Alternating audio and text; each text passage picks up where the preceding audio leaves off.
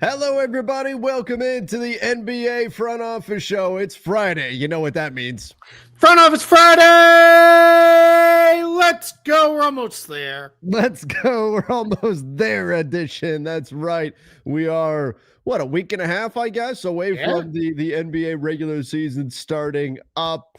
Exciting time of year around the league. We got a lot of stuff to get into. We'll talk some preseason basketball. We'll talk about some of the latest news. Unfortunately, some injury news, of course, that we'll have to get into. And the bulk of the show, we're taking your questions and comments. So if you're coming in from YouTube, you're coming in from X, throw us your questions, your comments, and we'll talk about some of them. Some of the better ones we'll talk about. So hit us with your questions and let's dive into it. Keith, anything you want to start with? Well, we should probably start with LeBron, right? That as tends to happen, we finish recording a show and within like an hour, some news story breaks that we don't have a chance to talk about. But yeah, I mean, I know you've already talked it probably for more than you would have wanted to. So it is what it is, right? It's 3 to 4 weeks. If that's all it is, not the end of the world. We'll miss the probably first couple weeks of the season. That's, what, 5-6 games, and then you kind of go from there. So I'm not super duper worried about it, but as someone whose all-time favorite basketball player had bad back issues in the latter half of his career, and it kind of was what ended his career, you do start to worry about, like, is this going to be where, man, LeBron's feeling good, he looks great, and then all of a sudden a week later, it's LeBron's out for another week or whatever. That's what you worry about. This is, I mean, I say it all the time, but this is one of those situations where we have to remind people that reevaluate in 3 to 4 weeks does not mean return in 3 to 4 weeks. We are probably talking about at least 10 games missed for LeBron, if not potentially more.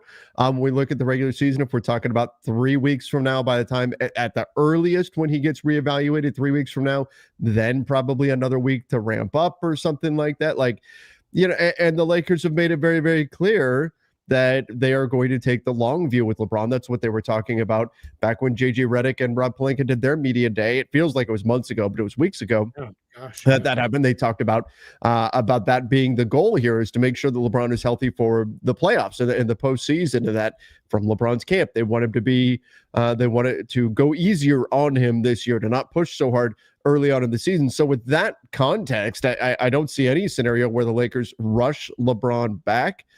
And so it is going to be, I think, a little bit that he's going to be out. It's first time in his career that he will miss opening night. He will not be available to take on Steph Curry and the Golden State Warriors. So, of course, that unfortunate. We always, relish seeing the LeBron versus Steph matchups, and we won't get that one. But the Lakers are going to be cautious with this. They're going to be careful with it. It's funny. I was in the middle of doing a little bit of digging and trying to find out, like, hey, is Luka really okay? Like, he hasn't been a full participant in practice. Is everything going? And it turns out everything, from what I've heard, everything is fine.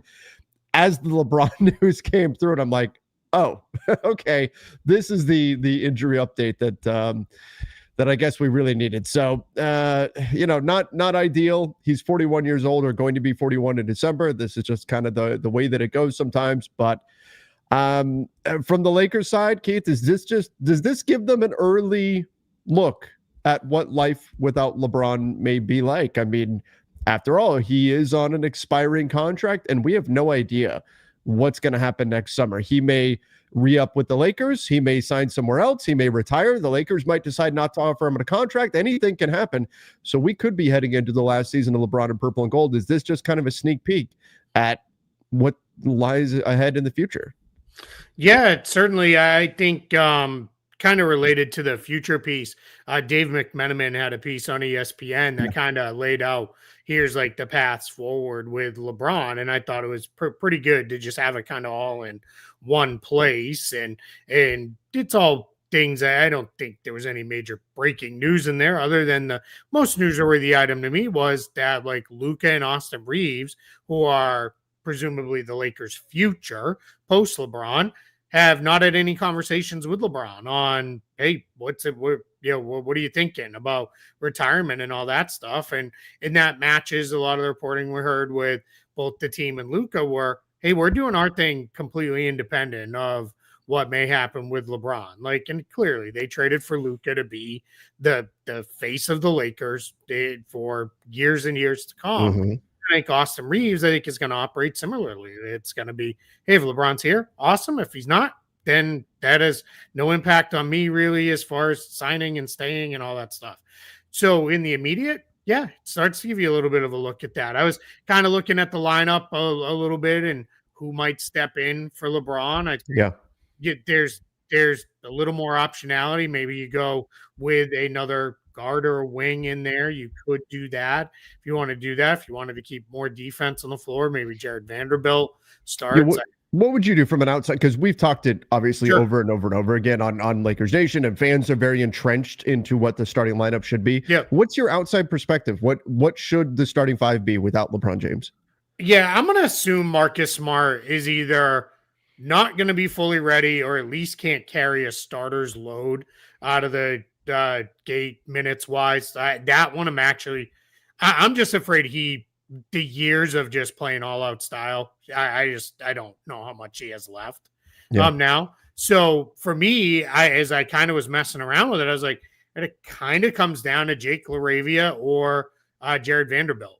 I think Luka and Austin is your backcourt, and then you go with Hachimura and Ayton, and then I think those four guys plus LeBron were likely to be the lineup.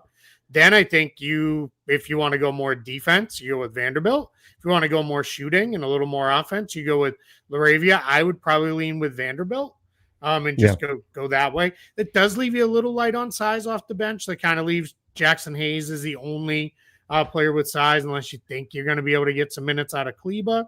But yeah, if Marcus Smart was like fully good to go, I would factor him in a little bit more. I'm just a little bit worried about that. Yeah, he did say yesterday after practice that he's been dealing with the Achilles tendinopathy. He said something. He had a line, I'm paraphrasing, but he had a line about, essentially that they've done the scans, the tendon is strong, but he still has that irritation. So it's about convincing the body that it's okay to put that load on the tendon, and he'll be okay. That it's something along those lines that he's dealing with. Plus, he was sick. He said, and he goes, I've got a 1-year-old. It's like anybody that has a 1, like this kid germs, undefeated. So he's been dealing with a lot. He called it a roller coaster. So I agree with you where we may see him play on Sunday in preseason. He didn't want to rule that out. He said he intends to play at some point during preseason, but I don't know if he's going to be ready to play 30 minutes a night. And that's kind of what you're slotting in with the starting job. Although to be fair, I don't know if the best solution for Jared Vanderbilt is to play 30 minutes a night either. I think he's one of those diminishing returns guys if you go, north of say 20 minutes with him. I think with that forward group, you have enough guys where you could start Vanderbilt and do the 25 minutes per game kind of deal with him and go with different stuff. I think the thing with Smart too is, especially if you're in a game where you need defense on the floor late, I would rather not start him, and you can always close with him. The Celtics did that for years where he was part of their closing groups. He just wasn't a starter. And part of that is, again, Marcus Smart will not play any other way than 100% diving on the floor, going all out. And if you're starting and, like you said, playing 30 plus minutes a night, that gets tough. So I'd probably lean you never know. Early in the season, sometimes coaches could throw a complete change up. I mean, it did catch me that JJ Redick's been talking a lot about Bronny. Could he be like, let's throw Bronny out there and play him a couple minutes? I don't think that's going to be how it goes. Probably, yeah, maybe Gabe Vincent, could be out there. I don't think that's how it'll go either. But I think there's some options, and that's where like having a guy like Luka is so huge. Luka's going to function as your primary initiator on offense. It doesn't matter what position you put him in. He's big enough to, if they wanted to say, all right, we're going to go with Luka at the 3 or even guarding the opposing 4s, he can do that. It's not going to be a problem. So I think this is probably a chance to experiment a little bit here and play with some different stuff, even independent of the starting groups. Just even with what does it look like? What I will say is, I thought Deandre Ayton had one of the like more kind of like candid quotes when he's like, basically like, what is it like to play with LeBron and Luke? He's like, I don't know, I haven't done it yet.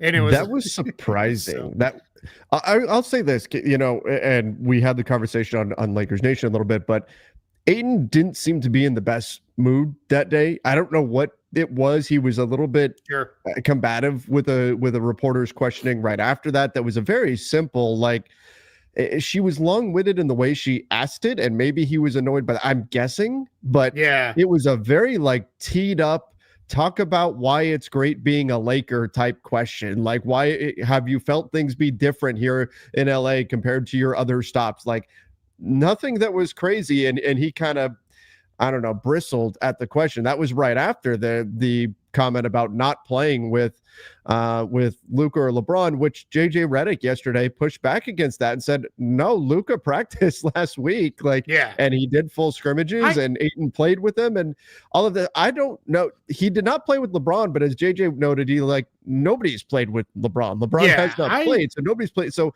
I don't know why Ayton was so quick to say, I haven't played with them when he has played with Luka Doncic. It was strange. I took it as he has not played with Luka and LeBron. I think he very literally answered the question that was asked, that he has not played with both of them at the same time. And that's how I took his answer on that one. And maybe I'm off on that. Maybe he'll clarify. Probably not. It's probably not that important to even worry about. But yeah, it's but I mean, that's what you lose here. Not having LeBron through training camp, not having him in the early season. But again, it's LeBron James. Like, he's going to be fine. Like, whenever he starts playing, if it is, hey, man, we're rolling with this Luka Ayton 2-man game, he's going to just kind of work in around that. And he'll make sure that they keep going to it. And I do think what's clear is, I think JJ Redick's comments on LeBron, Luka, just the roster in general, especially as they did sign a couple older guys, is they're going to be very cautious this year. And I don't think that I think they feel like we're going to be good enough that we don't need to chase every win all season long, but we also don't need to push super duper hard either. And I think they're going to be cautious. There might be I used to call them Tuesday nights in Orlando, but now they're too good for that. So I'll call it a Tuesday night in Charlotte game, where you kind of roll out a lineup and you don't really have a lot of intention of winning it. Now, Celtics fans know firsthand what can happen in that case when the Lakers do that, because they popped them with a lineup like that a couple years ago. So we'll see. But yeah, I think it's going to be one where I think they're going to be super cautious now moving forward, and very let's just make sure we have the end goal. All right, man. I gotta go to this though, because this question made me laugh. No Cap Ovo, who's in the show all the time. Can we get a lockdown wing that can shoot and protect the paint and play make? So, like, one of the very best players in the league. said all 30 teams. Yeah, all 30 teams. I mean, sure. Trade Luka. Let's before we leave the Lakers here, I want to draw attention to this, and the wording is a little awkward. This is in Dave McMenamin's piece. Several sources close to James have told ESPN that it is unknown how the end of his career will play out. It could help James' desire to play on the best Lakers team possible this season if it appears he has more basketball in him. What do you take that to mean? Yeah, I didn't understand that either. Line. What do you take that to mean? I mean, sure, he wants to be on the best team possible. I guess I think that was Rich Paul said that, right? Like LeBron wants to do what's best for him and compete for championships.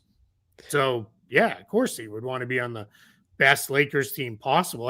If there's any suggestion of for career narratives or anything, like, we're well beyond that now. There's nothing that's going to be done for, how his career goes. So yeah, that was weird. It also is weird, that last part, if it appears he has more basketball in him, unless the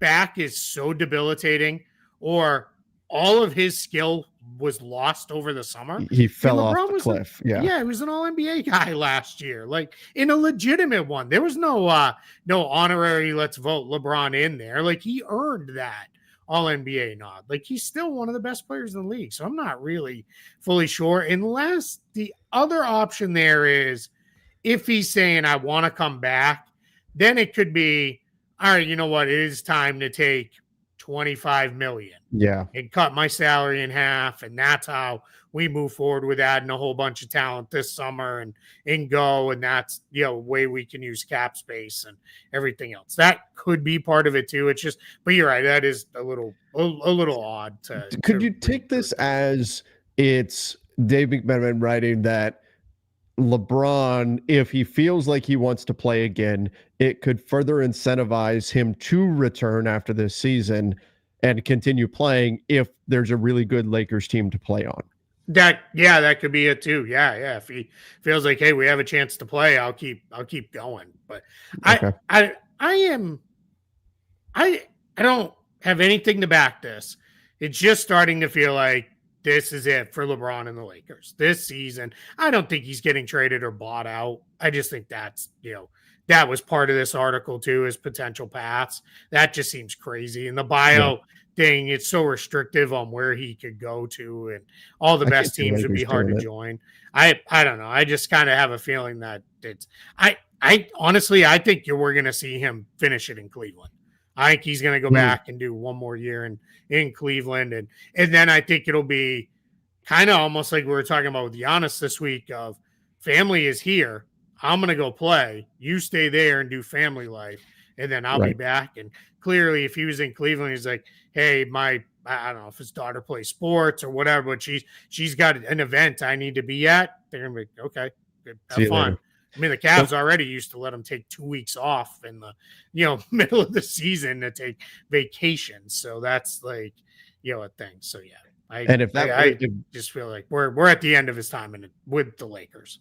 If it does play out that way, that would push the Lakers towards next summer being a cap space team. Yep, 100%. Yep. Which is, and then we'll see how they approach that. Right? Let's do a little bit more of a short-term approach and then really try to load up, because that summer 2027 is starting to look like it might really be loaded with free agents. And the nice thing, if you're the Lakers, it's like we still have Luka. So like that puts a pretty high floor on your team no matter what. So you're already in a pretty good place with that. So. All right, let's, before our non-Lakers audience here loses. I just got to say this. We should sign Moses Brown. We had a bunch of people say that. Moses Brown's actually signed right now to the Nuggets. So there you go. He's on a camp deal, and Moses Brown is not the answer to any question anybody's asking, I don't think. Right. Okay. Also, Shams didn't make this up for attention on LeBron. A couple people said that in the chat. The Lakers announced this. Yeah, the Lakers. I got the Lakers announcement on this. Like, this was not, Shams didn't put this out there saying, hey, look at me. The Lakers sent this announcement out. All right, let's go here. Top of the morning, Brian O'Sullivan said, I'm back listening while milking cows in Ireland again. You need to watch hurling. Best sport in the world. Keith, do you know what is hurling? I have no idea. I know it's not the best sport in the world because that's basketball. But I don't. I imagine it's some form of throwing heavy objects would be my guess. Is this where they throw the big like the cables? That's like called cabling, isn't it, or something like that? So let me see. Let Ryan, me see what still here. You got to explain. I mean, it sounds like something maybe created from Wayne's World. I don't know. Maybe I give you a no hurl guarantee or whatever he said. If you need to hurl into this, and he gives them the world's smallest Dixie cup. Hurling, according to ChatGPT, is one of the coolest and oldest sports on the planet. And most people outside of Ireland have never seen it played live. It is a traditional Irish field sport. Look at the things we're learning today. Think of it as a fast, high-skill mix of lacrosse, baseball, and hockey. You use a wooden get there with lacrosse and hockey? I don't know. How would that? I don't know. Baseball. You use a wooden stick called a hurley. You throw it over the crossbar for a point or into the net past the goalkeeper for 3 points. There's a 3-point shot in hurling. Do people 50 complain players about on a it? Is side. it do they take too many of them? Early, too I don't many know. 3-pointers? I don't know. They're Does it spamming ruin the threes game? like Steph. Oh man, Seamus McClanahan takes too many threes and it's ruining the game. it's called a Sliotar. I'm sure I'm mispronouncing that. The ball, and it can go over 90 miles an hour. I have to check out this sport. Yeah, Apparently. man. All right, Brian, get the guest room ready. We're coming. We're gonna come live front office show from a hurling. I assume it's a hurling match. The hurling front office show. That's coming. That's it. That's coming. All right. Said it's the best sport in the world, so we'll check it out. Rebrand. We'll check it out. All right. J-Rod said, honestly, I'm glad if Giannis left, it would be to another East team like the Knicks. As a Laker fan, I couldn't handle another star going West. My God. The West is, Keith, I sat down and made a list of like the top talent in the NBA and split them West and East. The West list just kept going and going and going. And the East list was like, done. Yeah. I'm like, come Especially on. the guy's injured too. Oh, it's only going to perpetuate because Wemby and Cooper Flagg both wound up on West teams, and then Zach Ricochet, who's great, who's fine, no issues, but he's not Wemby or Cooper Flagg, wound up being the guy to go East. But it's been like this for decades now. It's been like this since the early 2000s. We've seen it with the West being the stronger conference, and that's why ultimately it would have to come down to a vote in order to change this system. So unless we see the entire system scrapped and the lines redrawn, like if they bring in a couple of expansion teams, East teams will never vote to do away with this. And if it ever does flip and go the other way, then the West teams won't vote to do away with conferences. The only chance to fix this would be to find a window where the conferences are relatively even and then try to put it to a vote.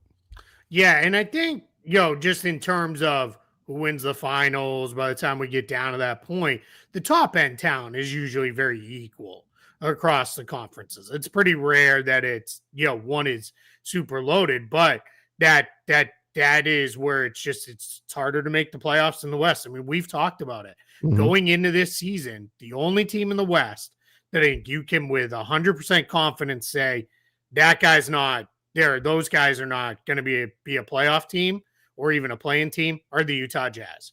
Because I don't think New Orleans will be either, and I don't think Phoenix will be. But there's worlds where it's like, okay, and they're going to try.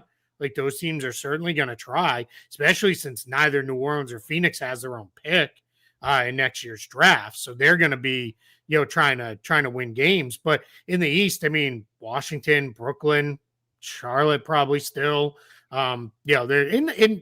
We know by the time we get to January, February, teams will have said, all right, it's not our year, and they'll have pivoted with that. But I'm talking right now, today, a week and a half from the season, Utah is the only team in the West. And that is also why I continue to say this is where the draft system in the NBA gets a little wonky and weird because, one, just the lottery causes weird stuff to happen, like Dallas winning and getting Cooper Flagg and not Washington or Charlotte or one of the bad East teams. The other thing is when you are a bad team in the West, you just instantly drop way down, right? Where it's the East teams, they are rarely harder to tank. Yeah, it's just harder to fully bottom it out that way because you're not just getting your heads kicked in every single night by the other, on an average year, like 12 teams in the conference. So it's just it is what it is. I've been watching for a long time. For most of the 80s and the 90s, the East was the far stronger conference. But we're going in almost 30 years of it being this way. We're really post MJ, right? Is when it really flipped towards the West in a big way. Well, it's part of the reason why, people were LeBron making the playoffs all those years or making the finals all those years in a row. It was 7 or 8 off the top of my head in a row. And people were, I think it was the East, right? And trying to discredit that because, I mean, it has been an easier path through the Eastern Conference. But like I said, I don't see, like, you can make an argument for, especially if it's particularly lopsided, and we have seen it particularly lopsided in some years, that what's the NBA's grand stage? That's the playoffs. You want the best teams, but you don't want this East team that fell backwards into an 8 seed with a losing record and all of that, going up against the 1 seed and just getting torn to shreds. Are you better off seeding 1 through 20 if you want to continue the play-in tournament and doing that, or seeding 1 through 16 across the league? Is the travel concern so great? Are you concerned about the regional rivalries and things of that nature? And so I don't think there's a clear-cut answer or solution to it, because there are drawbacks to doing away with the conference system and everything. But like I said, to really change it's not happening unless we get parity around the NBA, unless we get the conferences being even, or like I said, the whole thing just being scrapped and they redraw the lines and all of that whenever we add a couple of teams to the NBA. Yeah, that's when things will shake up some level. I think they will look at that as, I don't think we're going to see conferences removed. They've gone too far with cleaning up a lot of the travel and those things to go to just no conferences. And we're just going to do the stuff. And it's very funny. I had somebody reach out to me. This was like a year or two ago, and was like, there's no conferences in like the European leagues. They're really like because it's all promotion relegation based. Mm-hmm. They're like, could you imagine if there were conferences in the Premier League?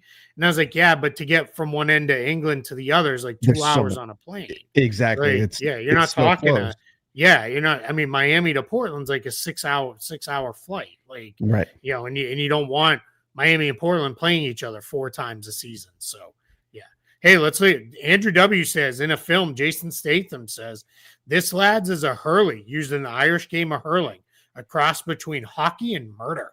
And murder? Oh. I don't know if you've seen this. We have like a full hurling hurling conversation going on in our chat about this. We do. But, so I don't know what movie that was in, but I'm assuming Jason Statham was playing Jason Statham, as he does in every movie. Yeah, he's the same character. He just plays himself. Yep. Every once in a while, he does a movie where he's like interested in bees or something like that, but he's still basically Jason Statham. I do want to see that one. I didn't catch that one. The Beekeeper. It was like worth watching, but not one of those movies where you're like, "Whoa, that was well done" at the end of it. That's like a Saturday afternoon. It pops on, and I'm like, yeah, 100%. And those movies are great because they're good to just toss on. And then I tend to be like, oh, look, Gladiator's on again. Let's watch that for the 4 millionth time because I love that movie. Mine is Ocean's 11. I will put that on. Anytime Ocean's 11 is on, stop and watch that. Yep. Andrew W.K.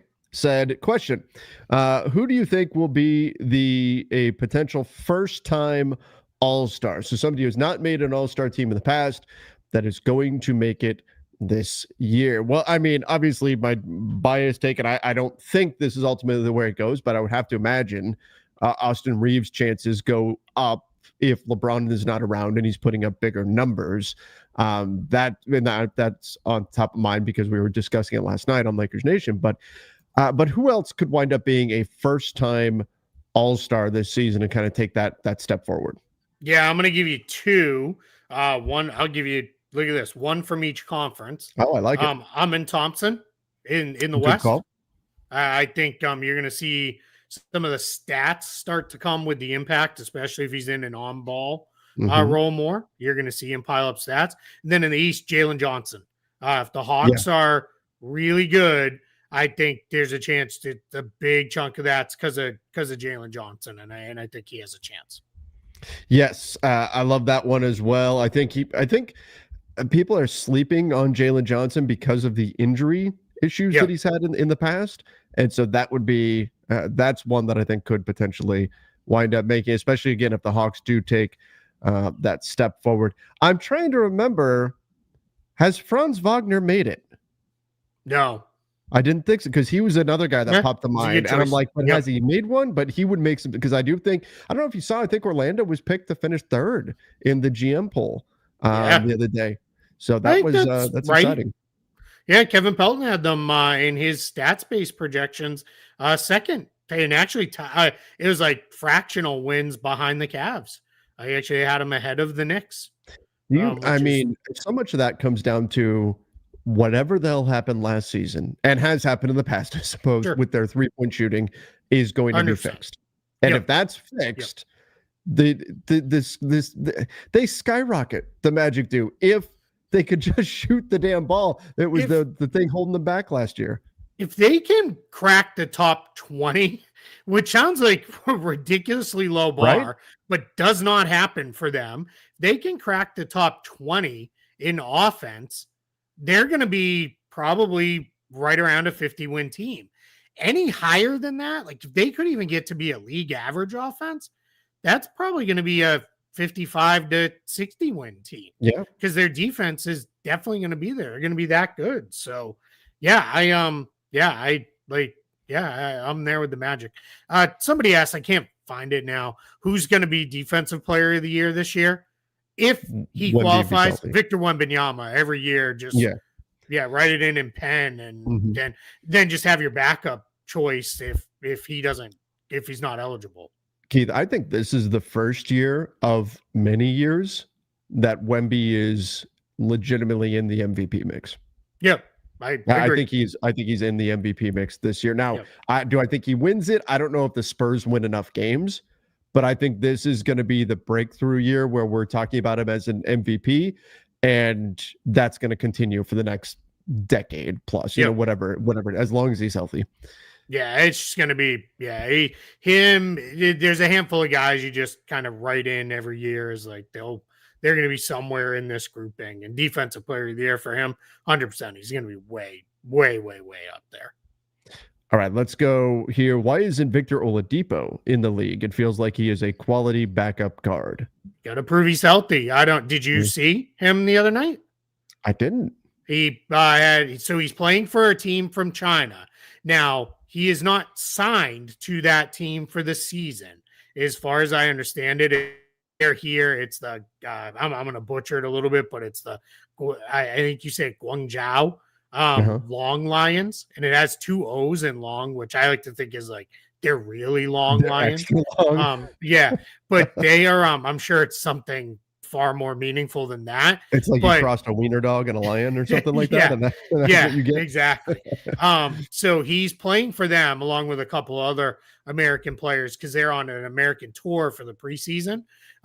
He had 24 points the other night, had a dunk, and finished an alley-oop dunk where he had to go up and reach back and get it and finished it and landed and got up and finished the game. 24 points. Like he shot 8 of 12. The most important thing, he's moving pretty well. He looks quick. He looks active. I think this is probably going to be one where somebody may say, all right, let's take a shot, but probably a little bit into the season. And let's see. I don't think we're going to see him sign overseas because then that kind of takes him out of the mix. It might be if he's not signed anywhere in like, I don't know, middle of December, he may say, all right, I'll go finish out in the, in China or something. Chinese league, it's important to remember, does end in March. So that does give a lot of times guys can come back, and most of their contracts are only 1 year over there. So they can come back and then join an NBA team if they want for the stretch run. But he just has to show he's healthy. Like that's the big thing. No one was going to give a roster spot to a guy that they're like, I just don't think he's going to be able to play. So, but so far so good. And the comeback drill. Who gets signed first to an NBA roster? Russell Westbrook or Victor Oladipo? I gotta believe it's Russ, just because he was on a team team year playing a big role in a good team. But though about interest in China? Yeah. I mean, we'll see. I don't know. Maybe he does a deal that has an NBA out. And goes and makes some money. And again, maybe he's like, all right, I'll go over there till March and then see who needs a point guard for the playoffs. And I'll sign back here in the States in March as a late season minimum guy. Yeah. Like, maybe that is how it goes. All right, let's go here. Sky said, hey, guys, love the show. Do you think OKC could lose Isaiah Hartenstein next offseason? If they keep him, they would be very deep into the second apron. So let me pull up OKC's cap sheet. Yeah, this is a great question because this is pretty important. OKC's been smart in the way they've structured things because they've got so many team options on their deals but it's still, I think the point remains that they are going to have to make some difficult decisions. Now, maybe they just say, hey, we're winning. Maybe they win a second championship. They're like, yeah, we're not breaking this up. We're running this back. But if they need to make some difficult decisions, look at all those team options. They've got the possibility to as I said, make some difficult decisions next summer. Now, there's a couple team options as we get lower that are there, the rookie scale ones, that those will be what they are. So that's Casey Wallace, Nikola Topic. But I think there's a pretty good chance. I think what the Thunder did in the last round of contracts was Hartenstein, love him, love the impact he's had. He wasn't a $30 million player. They did that because, hey, we're going to blow away the Knicks offer. And I think this was one where, hey, we're going to give you basically $60 million over 2 years. Then in year 3, when we say, you good with 18?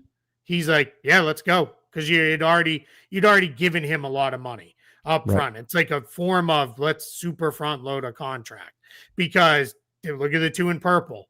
2 max deals for Holmgren and Williams kick in. So that's where it gets tough. The year after that, Shai Gilgeous-Alexander jumps basically $20 million up to the supermax number. So we're now at a spot where it is they're in their 3 max guys. So I think Hartenstein, Dort, think it might be time that Kenrich Williams is thanks for everything you did, but unless you're willing to be a minimum guy for us, they may be see you later. And I think even Dort's contract, even though he's should be like in his prime years, I think that's going to be we got to knock that number down a little bit too there. So you're going to start to see some level of talent bleed out of OKC. But like you said, a lot's going to depend. Are they still winning? And if they are, then here we go. Yeah, exactly. If they're still winning, maybe they just say, hey, we'll be a second apron team. But most teams do look in the second apron and say, nope, not going to do it. Not just because of the financial penalties, because I know fans will be very quick to cry cheap, but also because of the roster building penalties, the restrictions that the teams have to deal with. So, we could see them do something. I do like the thought process of, well, you've given Isaiah Hartenstein so much money already that he could, it's almost prepayment in that way that he could take a lesser deal if they opt out with that team option. But we'll see where this goes. Like you said, Chet, J-Dub, those guys are going to get much more expensive starting next season. Ahmed said, what do you think about Reeves for Denny Avdia? Feels like a good trade for both teams. I could see that being one of those trades that both teams don't do it. And I think it would be more likely that in this scenario, I could see it as being more likely that the Blazers wouldn't do it, I think, than the Lakers wouldn't do it. I think that Denny Avdia really came on strong last season for the Blazers. They gave up a lot in order to get him, and he has proven them right in that. So I think that Denny Avdia is just too valuable to Portland. I don't see them moving on from him. So I could see both teams being hesitant to do something like this. But in terms of who is more likely to say no, I would think the Blazers would be more likely to say no in this situation between the two. I missed it. What was that? It was like an idiot. I for Denny Avdia. No way. Portland wouldn't do that. Portland doesn't need another guard. Like they've got more than enough guard. Did you see Avdia came off the bench in their first preseason game? I did not see. I'm making my way through the preseason games. Came off the bench in favor of who? Don't tell me it's Jeremy Grant. Yeah. Jeremy Grant started. Yeah, it was Holiday, Sharp, Grant, Kamara, and Klingon. What are we doing? Yep. What are we doing? Yeah. That doesn't make sense to me. Mm-hmm. But it's one preseason game, and that maybe that's just giving a nod to the veteran for the time being. So I don't want to overreact to that, but I don't think that should be the way this goes for the future. Hey, look up. I'm having an issue, and I don't want to bomb out StreamYard because some dead. Best Chinese sports team name is Wuhan Spicy of the CNFL, which I'm guessing is Chinese like football. I'm guessing, but I would assume I'm going to challenge that and say it's the Nanjing Monkey Kings, who also have the most terrifying logo I've ever seen in my life. So if you can can just look up Monkey King's logo and put it on the screen when you find it. It's pretty scary. Oh man. Yeah. Oh man. Told you. Yeah. I mean, this is we are in spooky season right now, so this looks like something that you could put in a horror movie or something like that, right? That's terrifying. Yeah. See? So there it is, the Nanjing Monkey Kings with their absolutely terrifying logo. Wow. So, yeah. That's some impressive stuff. Forget, we're learning all kinds of stuff. We learned about hurling and Chinese basketball logos here. All right. Talk a little basketball and learn with us. Keith, what do you think about the Raptors so far? Colin Murray-Boyle looking like a real stud. He put up it wasn't triple-double, but we're getting closer. 12 points. Yeah, he had rebounds, assists. Wow. Yeah, he did really well. He can play. And I said it. I said the Raptors are super weird, but maybe it's weird enough to work. Like it's just a lot of dudes that are similarly sized and do similar things on the court. And we'll see. I think they're gonna have to lean heavy into some small ball lineups. Murray Boyles did play a lot of center in college. Not ideally what you want to be doing, but he can really play. He looks pretty good. The good news is they've got depth if they start clearing out some of that. But I mean, you're talking like just 2 through 4 positions. You've got Barnes, Ingram, Barrett, Murray Boyles, Mobo, Battle, Grady Dick. You have I'm missing somebody in there, Ochai Agbaji. Like that's just a lot of guys to try to find minutes for. And so some of those guys are gonna drop out. Like Mobo and Battle probably won't play very much this year. Yeah, Mobo I think started their first preseason game. I haven't seen the second one, but I saw their first one. And he definitely played. Yeah, because Pirtle wasn't playing, but it struck me how energized the Raptors defense. Like they were really putting forth the effort on the defensive side of the ball, but that effort was often for naught because they had so many communication issues. I mean, they were, and the part of that is I expect that to get better, but they were very out of sorts with their rotations. I believe they were playing Denver, and Denver was just sort of picking them apart. They did turn it into a game he can't really miss on, right? Like, exactly. They would miss a rotation, and then boom, Denver's getting an open look. But I did like just kind of there was a little bit of, I don't want to say swagger, but like, I don't know, a little bit of prove them wrong to this team when I saw them out there, the energy they're playing with, to the point where I'm like, if they clean up some of these rotation things, there may be something there. I thought Emmanuel quickly, especially defensively, was really kind of the head of the snake, really putting a lot of ball pressure on. And we saw a lot of guys that were doing their jobs and really playing with energy, playing with an enthusiasm that I think we don't always see from teams. So hopefully that's something that keeps up, and a few little improvements that'll just happen organically over time. And this Raptors team could be one of those squads that you have to keep an eye on any given night. Yeah, and I think with Toronto, a couple things that are important to remember. One, Brandon Ingram, basically a new addition, didn't play a minute with them last year, so none of those guys have played with him. And then even the guys that have been there for a minute, they were so actively tanking without fully just sitting guys tanking that they had multiple games where they'd play regular rotations for the first 3 quarters, then to be, here's the last 5 guys on the bench for the final 12 minutes. Because they just weren't really trying to win games down the stretch. They had a lot of games where it was, we're just going to start sitting guys. We'll play 2 this game and 2 the next game. So I think you're right. I think it's a good call out that it's going to take them a little bit of time to kind of figure things out. But yeah, there's a lot of guys who play really hard, and in the regular season, that sometimes can get you 5-6 extra wins if you're just playing hard every single night. All right, let's go here. I want to see Keith playing some slam ball with the trampolines. Remember slam ball? Me too. That's like a dream of mine. And we have a place here that has one, like, it's not slam ball, but they have like a trampoline area with a hoop in it, but they only let kids in there. And I'm going to rent it out for my birthday and like be like, no, I get to play in there this time. You know why that is, though? Like, slam ball looked so much fun 20 years ago. Yeah. Now when I look at slam ball, I'm like, I'm going to get hurt. It's just an injury waiting to happen. That is an injury waiting to happen. Yeah, absolutely. I'd like to play a little slam ball too.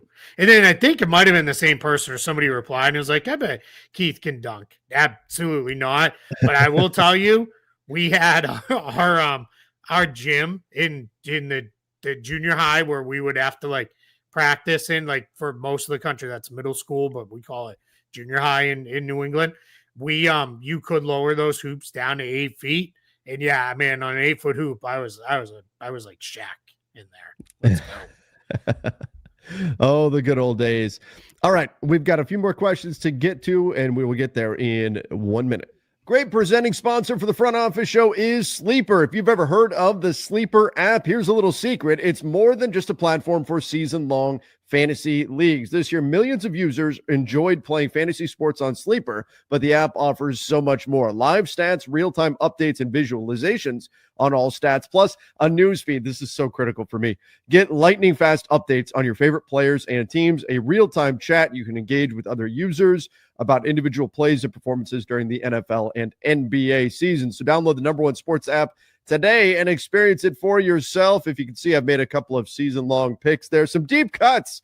We've got Tyler Warren for the Indianapolis Colts. NFL season is here. I've got him more than 550.5 receiving yards. I think he's going to be a big part of that offense. And then Zach Charbonnet, essentially, I'm saying I don't think that Ken Walker is going to wind up staying healthy all season. I've got him more than 499.5 rushing yards. I think the opportunities will be there for Charbonnet.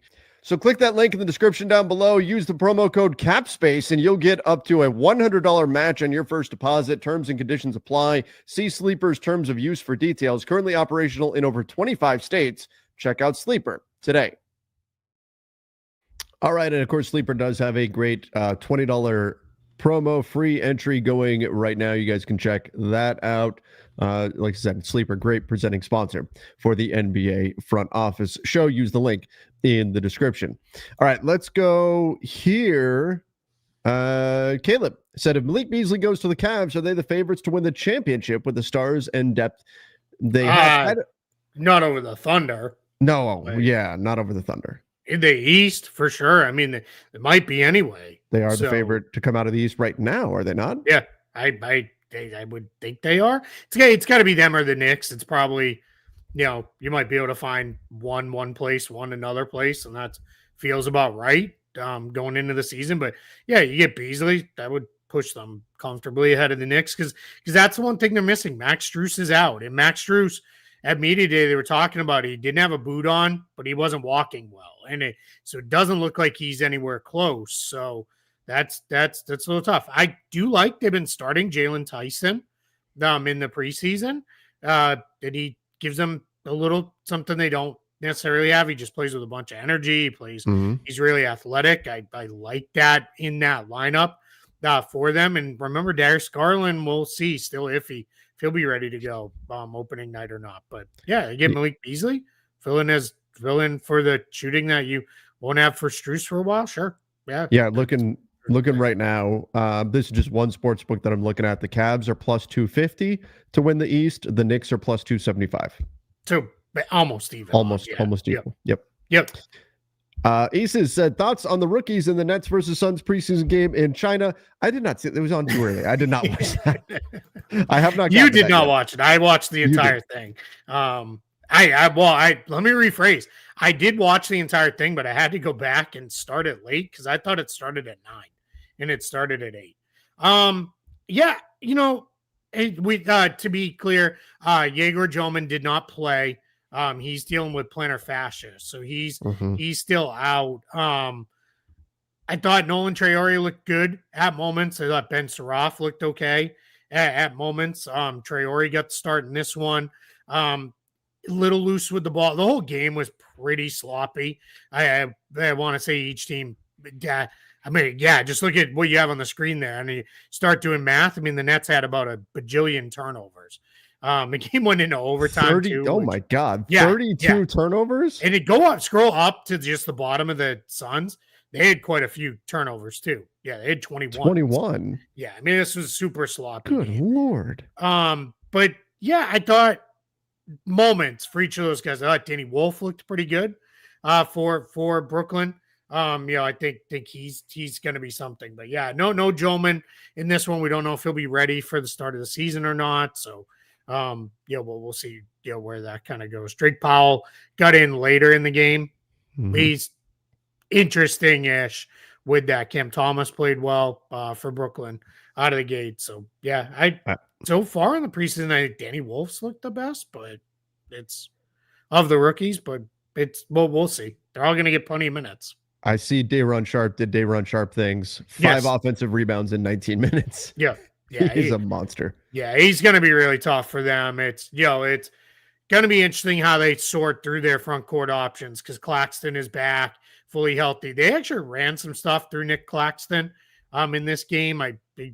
There it is on the screen. He had 5 assists. But that matches, I was going to say, probably had like 3 or 4 assists. 5 makes sense. So yeah, I mean, he looked pretty good too. So. All right. MJ said, Front Office Friday, playing NBA Fantasy this year. What are your guys' sleeper picks for players this upcoming season? I had Zubac and Harden cooking for me last year. I was really into fantasy basketball for a really long time. I have not played it very actively over the last few years. I used to know all the sleepers and all the ins and outs and all that kind of stuff. So I can just give you more of a general NBA perspective on who I think is going to have a big year. And I think we already talked about him, but I think Ahmed Thompson with those increased ball handling opportunities. Now, I don't know in terms of, I was always very careful with my percentage averages. So I don't know if that could negatively impact your field goal percentage or what that could potentially look like. But I do think you're going to see increased opportunities there for Ahmed Thompson. You can always take a flyer on Reed Shepherd to see if he can get consistent minutes there. I'm trying to, who else off the top of my head? I think that we talked about him earlier in the show. Denny Avdia continues to take some steps forward. I would keep an eye on him. Who else can be? Aldama, I think he's going to have a chance to put up big numbers for Memphis, especially early with all the front court injuries. It's we already mentioned like guys like Jalen Johnson. Thompson's a great choice. His brother too. Like they're both just stat stuff. Yeah. Like they're gonna give you some extra stuff, and especially when you can steal like blocks as a category from guards, like that's huge. That I think Derek White's gonna have a monster year for the Celtics. I think he's gonna do a lot of scoring. I'll throw out too. Luka Garza, basically in Boston's first preseason game, he just did all of the Luke Cornett stuff. It was just like set screens, roll hard, and be big around the rim. And, might be worth a very late pick if you're, hey, I need one more big on my bench. I think there's a chance he gets, in there. But, yeah, it's stuff. I still play in a couple leagues because I've been in them forever. But I'm that person who, like, in mid-November, I start to forget setting my lineups. Other stuff and all that. I try to do it every Sunday morning, and then I just forget. And then I'll be like, oh gosh, this guy just got ruled out 5 minutes before tip off. And I think I have him. Let me go check. But yeah. We always want to look at opportunity, right? As that's something that, because you can take a guy that may not be as well known, and if they have the opportunity to be out there on the floor, they can produce. So let me throw a name out there. What about Musa Diabate? You look at that. Yeah, I mean, he's going to play a lot. Exactly. Sure. Yeah, he's going to rack up rebounds too. And if offensive rebounds are a separate category, there's a good chance if he plays enough, he'll lead the league in offensive rebounds this year. So yeah. So that's something to consider as well. All right. Warriors starting lineup: Curry, Jimmy, Al, Kuminga, Moody. Thoughts? What happened to Draymond Green? Yeah. Like he's going to have angry Draymond. Angrier Draymond. Yeah, I mean, Moody's been starting. So Kuminga's not going to start. It'll be Draymond in that spot. And then I think you could pretty much put in Curry, Green, Butler, Horford. And then is it going to be Moody? Do they go back to Brandon Pajemski? I think either way, there it's, fine. I've got a question here. Trev, would you do an LN fantasy league with channel members? And maybe that's something we could do. I have a feeling Lakers players would be drafted super high, but maybe First maybe I round can pick, Dalton Connect. Right. Oh, Dalton, come on. No, Dalton. what I played in one year where it was like all Boston writers, and there were no Celtics. Like they made a rule like you couldn't.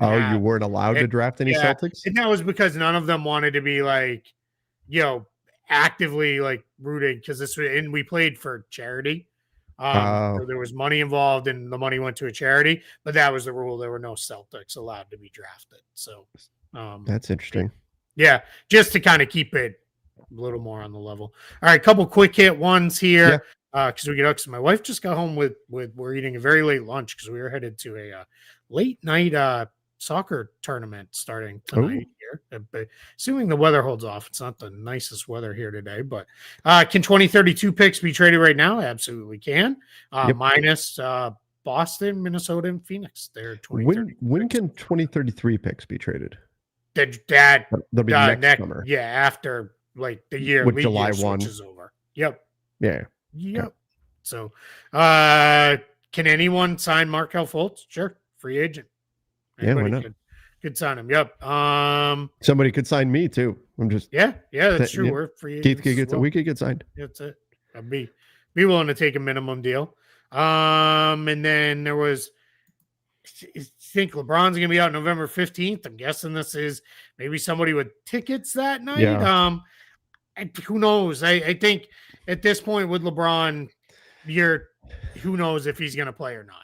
Like, I mean, 3 weeks. If it's the earliest, 3 weeks would be basically Halloween for him to get reevaluated, and then he probably needs. So it's possible. But if it's more like 4 weeks, and that which tends to be with the Lakers, they tend to push things out longer. So let's say it's 4 weeks, and then he gets reevaluated, and then it's okay. We're going to start ramping up, and then it's another week, 2 weeks. It'll be close. It'll be close. I think I would assume that he'll be out, and then just if he plays, I know you want a definitive answer, but I think the safest thing is to assume because of what the Lakers have said about the long view and all of that. I think they're going to be very cautious with him. Yep. Who's the next franchise to move? I'll just answer this very quickly. I think it's going to be, someone eventually will, but anytime soon, it's not going to be any of them. They're going to expand before they move. The NBA is very happy in the markets they are in. They feel like they're good with those. And then we have to end. Did I get in trouble for the TV? No, I did not get in trouble for the TV. I said, hey, it looks like we've got a lot of stuff coming today from Amazon. By the way, there may be a screen coming for me. I want to be able to, it's for my business. I want to be able to watch the games and have that off to the side. I said, and the problem is I'm doing play-by-play on my laptop screen, and I am misidentifying players because the screen's so small. I'm getting older, that's what it is. So I need a bigger screen. And she went, oh, okay. So, it'll be. I said, hey, it's a tax write-off. It'll be fine. Yeah, it'll be fine. So I like that. We got a lot of stuff coming. There's some dog food, a big screen TV, toilet paper, a little bit of ice cream. Yeah, there we go. All that stuff. It's all coming. All right. Well, Front Office Friday in the books. Next one we do it, preseason will be just about done, and then it'll be time for the real deal. We'll be off and running. Off and running. All right, everybody. Thank you. Please make sure you do subscribe to the channel. Follow us over on Apple Podcasts, Spotify, wherever you listen to podcasts as well. Till next time. See ya and stay safe.